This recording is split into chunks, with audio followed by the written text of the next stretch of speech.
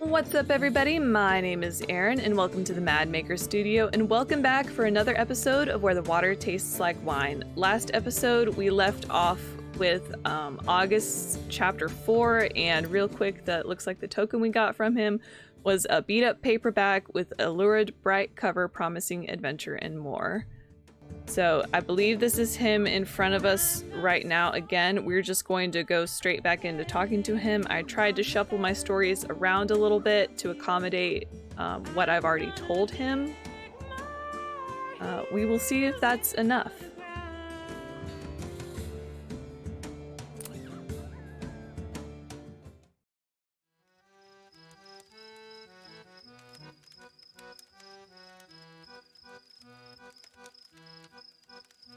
You and me, always meeting in places like this. Gutter's where I belong, ain't it? When that missile sunk my ship, I followed it down. And this is where it led. But you know, the books I miss the most is the hopeful ones. Got any of those? Let's see what we can do for you, friend.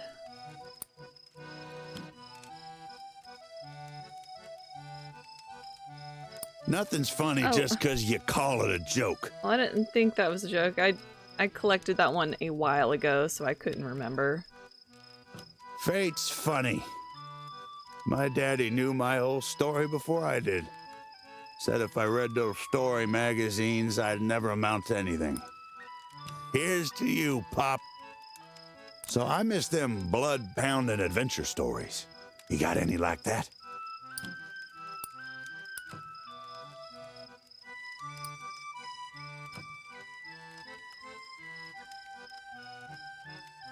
My blood's pumping. That's the kind I used to like as a boy. Faith, you coming to proselytize, telling me to find faith? I had faith. In this country I swore an oath to. And the gutter's where my faith led me. Anyhow, you got any stories that end looking up? I miss those hopeful ones.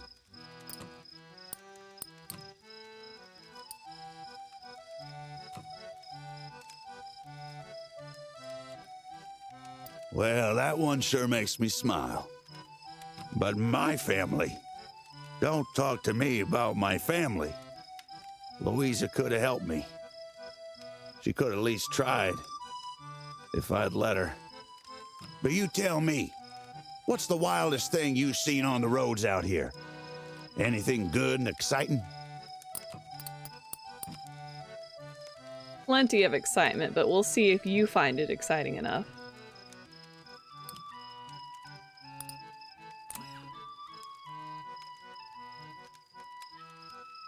That's the kind of adventure that sticks with you. This country. Navy wouldn't have me, but the mariners would. Until they wouldn't. What's it say about a country if it breaks its people and throws them away? So I miss them blood-pounding adventure stories. You got any like that?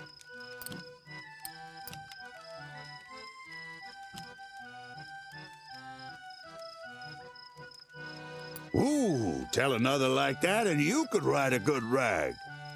Joy? Well, I had a kind of fun, I guess. I'd go out with old pals to the juice joint, laugh enough to beat the band, flirt with dames. Louisa's waiting at home, but I don't care about nothing. I'm tanked. Brothers left me. Wife and kid left me. Country left me. Spend our whole lives living for the future, never realizing that when it comes, will have been forgotten. Sorry, mouth is dry from all this talking. And I reckon I got nothing left to say. Oh, August.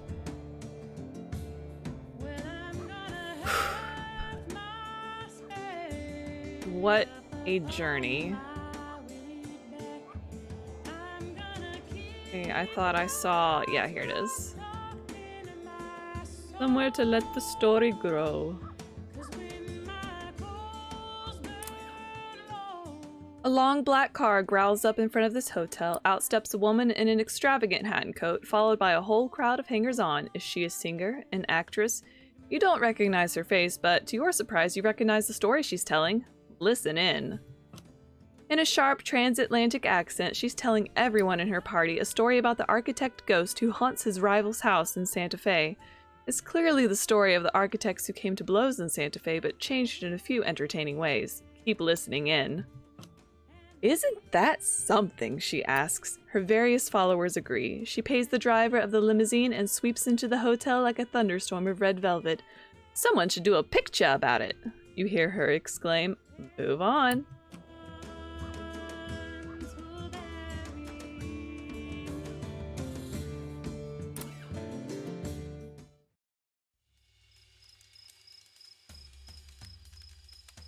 I'm glad to see you. It's some powerful coincidence that we meet again, isn't it? Yeah, so we did not end up finishing his chapter 3, but he's also one of the special cases where he has more than 3 chapters. And it looks like maybe chapter 4 is the cap off, but we'll see. We're lucky to build a story like this of our times meeting together. The other trip, my journey across the country with Silas, that's the only other story of travel I have. Such a huge story, so clear and purposeful. It shines like a light. I'm just the moth that orbits it. Sometimes I want to hear a sadness that resonates with my own. Do you know any stories like that? Sure do.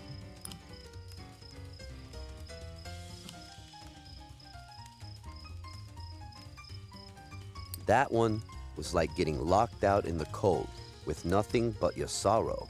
I liked it. That was some trip. I was certainly sad when it was over.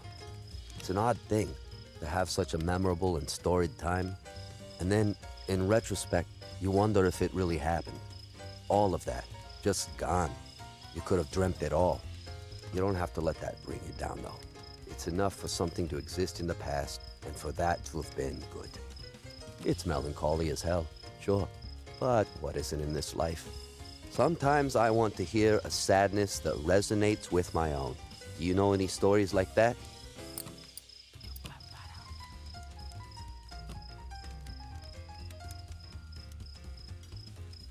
The tragedy in that story, it's real. Have you ever tried writing poetry? Freedom. Am I really free now? I don't know what I'll do next, but I'm starting to understand that it has to be something different. I've been on the road for a while now, but this whole time, I've been as trapped as I've always been. My mind, just going in circles, repeating the same old conversations, revisiting the same old places. I catch a glimpse of real freedom now and then. I just need to find the best way to pursue it. Alone, out here, I spend too much time inside my own head. Can you tell me a hopeful story to lighten my mood?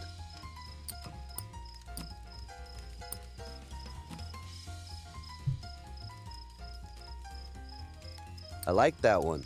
Makes me feel the way Silas used to, in the old days. Faith often comes as a variety of hope. Hope for yourself. There's some kind of magic that happens when you're with someone who makes you feel like the person you want to be. In my old life, I never had the chance to talk about life, the point of things, what I'm supposed to be doing here. If I ever ventured it, people called me a freak or worse. Now in comes this man Silas, who is built of these thoughts.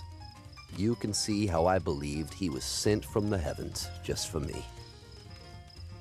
Sometimes I want to hear a sadness that resonates with my own. Do you know any stories like that? All too many, Cassidy. All too many.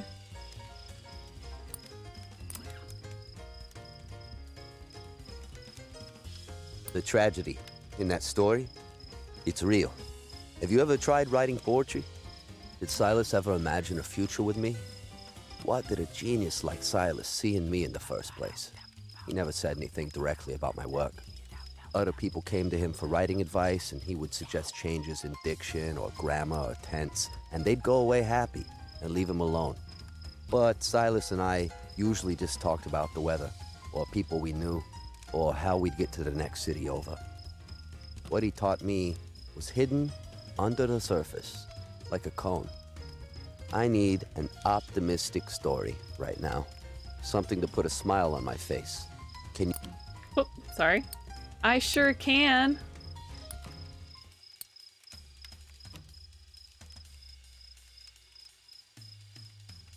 That's a good one. We do reach up like that, towards hope. The past, well, the things I hoped for back then never really came to be. The novel Silas was working on was going to be a great, long epic that would show us this country in all of its grandness and its squalor, its beauty and its profound ugliness. A portrait of a nation transforming, convulsed with want, buckling as it fought itself. He never shared any of it with me, though. He wanted to keep that close to him. Called that very private. It was a hell of a time, that trip I took with Silas. Train hopping, hitchhiking, walking, whatever we could do to get across the country.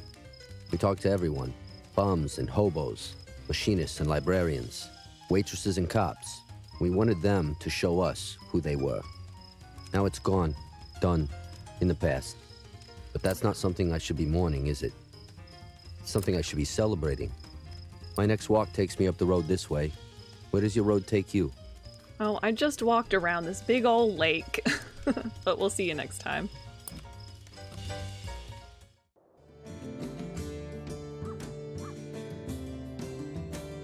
These characters, man.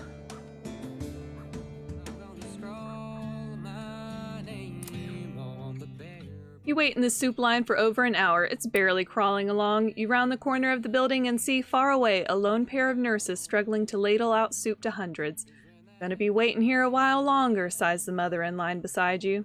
Seems like it. You and her get talking. After a while, the topic drifts into a strange place and she starts telling you about the young man who, during the confusion of war, swapped identities with his dead brother. Oh no. That's what I was theorizing with Mason. You recognize it as the story about the young man who wore his dead brother's uniform, but way more outrageous than your version. Whoops, my bad. But you see, I immediately thought about Mason, because he had a twin. I know that story. You tell her your version. That's not as exciting, she says diplomatically. I mean, it sure sounds realer than what I heard, but I think Toby likes mine best. She bounces her child encouragingly on her hip, but Toby's too hungry to smile. Move on.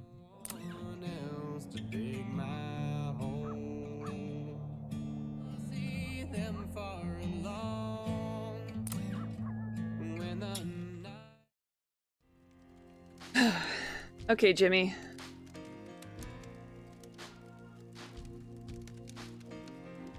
You came to see me again? Well, I appreciate it. It's rough inside my head these days. I ain't sure who I am anymore. I'm a grifter, ain't I? But everything I did in Paris, here at home, all of it, I did it out of love. I did it all for real. So you tell me, who am I? Lately, my journey's been pretty ordinary, just walking church to church. What about you? Been on any adventures? Jimmy, I think you're someone who cares very deeply about the people around you in every community that you walk through. You want to give people comfort despite your own internal struggles.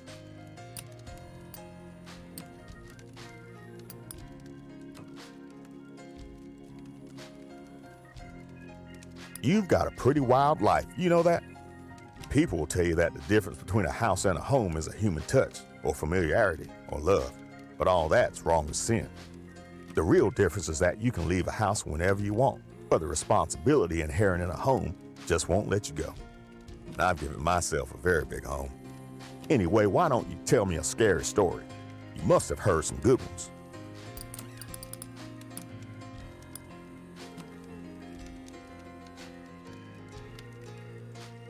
Oh, you got me for a second with that one. There are two sorts of freedom. There's freedom to do the things you want, to dance and sing and love and move, and every other blessed thing. And then there's freedom from fear, from unkindness, from violence undue. Even those of us with the first freedom, we don't always have the second. Hey, do you have any spooky campfire tales? Feels appropriate out here, right? Sure does, Jimmy.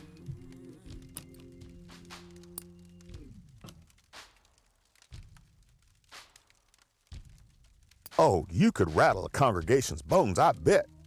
Tomorrow will be worse than today, and the tomorrow after tomorrow, too. But you string a whole mess of tomorrows together, child, and you walk forward into them, then maybe we might have a chance. You must have seen some pretty wild stuff on the road. What's the most exciting thing you've seen?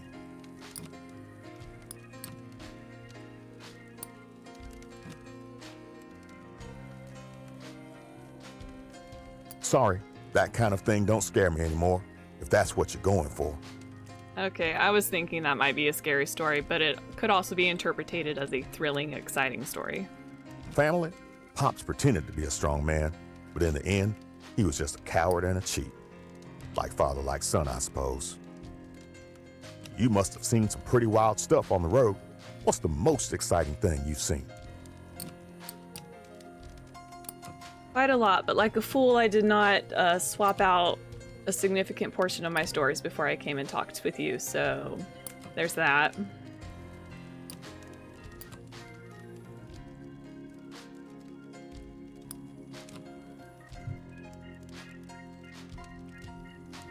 I swear I ain't heard a story good as that in a long minute. Joy? When I was young, my faith was joyous. It brought the world into order, gave sense to even the worst injustices suffered. But these days, it's the injustices that give shape to my belief. My faith used to be a rock. Now, it's the sea. Before you go, I just need you to know, at the end of the day, I am a hopeful man. It might not be the next stop on the journey or the one after that, but we are on a journey to a better America. Only thing is, I don't think I have the strength to walk much further. So walk for me, all right? Okay. Walk far. I have, and I will continue to do so. Oh, I'm gonna miss you, Jimmy.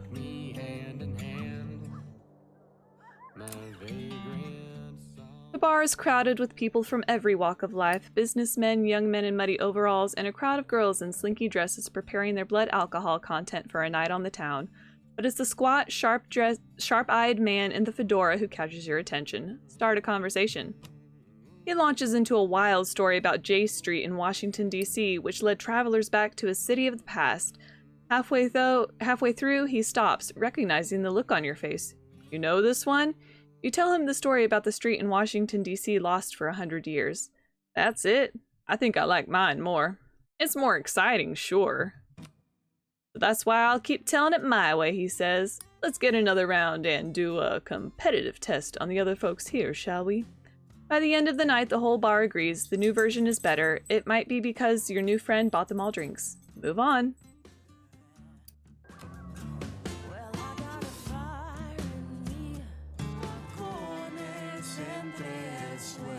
I feel like we still have 1, 2, 3, 4, 5, 6 characters to complete. We are officially halfway through our cast of characters, by the way. But we still have... It just feels like we're closing in on the end, even though we still have a long way to travel to get to our remaining characters. So let's try to finish Rocio and see where the wind takes us next.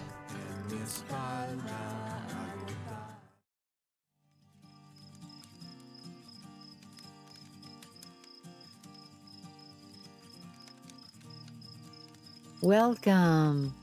Oh, I am so glad to see you. Since we last met, every day I feel like my world has changed. I have changed. My new compatriotas are so strong. It is a blessing to work among them. The action we are preparing will change the world.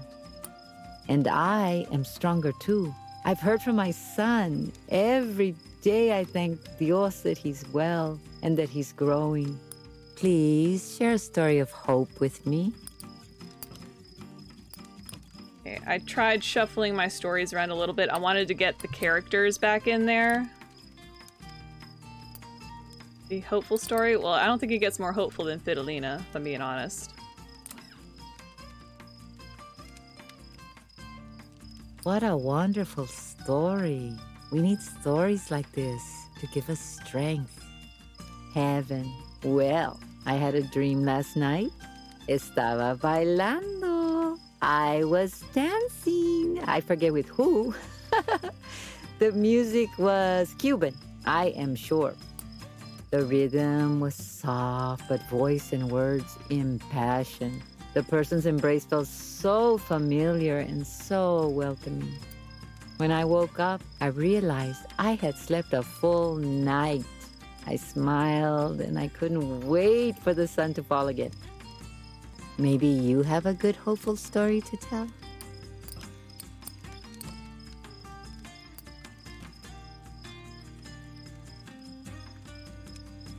What a good story. I will remember it for a while. I know joy now. Loneliness eats you up. It breeds resentment, coldness. Yet when you're in the presence of comunidad, of community, you feel enlivened. Through others, I've come to discover new things about myself, pulled from the wisdom and grace of others. And I couldn't be more grateful for that. Now, can you tell me a sad story? Something real and true.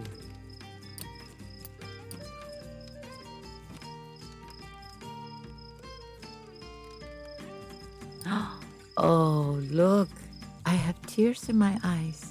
What a story. Oh, my life has changed, but I have sorrow still. My hands, they still hurt. The needles still sting. I guess scars don't go away so easy. He's working so hard to keep making sure that his son has a better life. But it's so sad that he doesn't get to see his son. His son is growing up, learning to read and write. They stick with you forever, reminding you of your humanidad, your humanity. Do you know anything funny? Anything I can write home about to mijo? I got you, friend.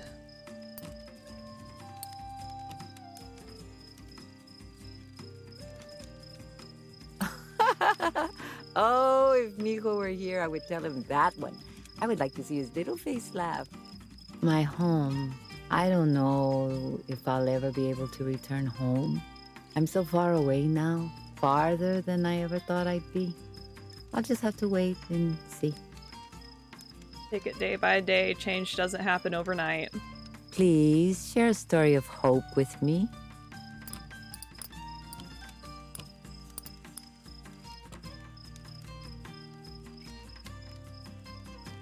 What a good story. I will remember it for a while. I know. We have chosen to do powerful work here together. And soon, others will have to choose too. People will not care for our struggle, see it as petty, inutil, useless. We know the truth. It couldn't be more real, more open for everyone to see. What they see as a mere disturbance couldn't be a more relatable fight for common good. Amen. Someday they will learn and understand. I am sure of it. We're still working on it. All your time with me has been generous. You lend me your ear and thus the grace of your soul. I have to leave now. Our encounters will always be in my mind, and I hope they'll be in yours too.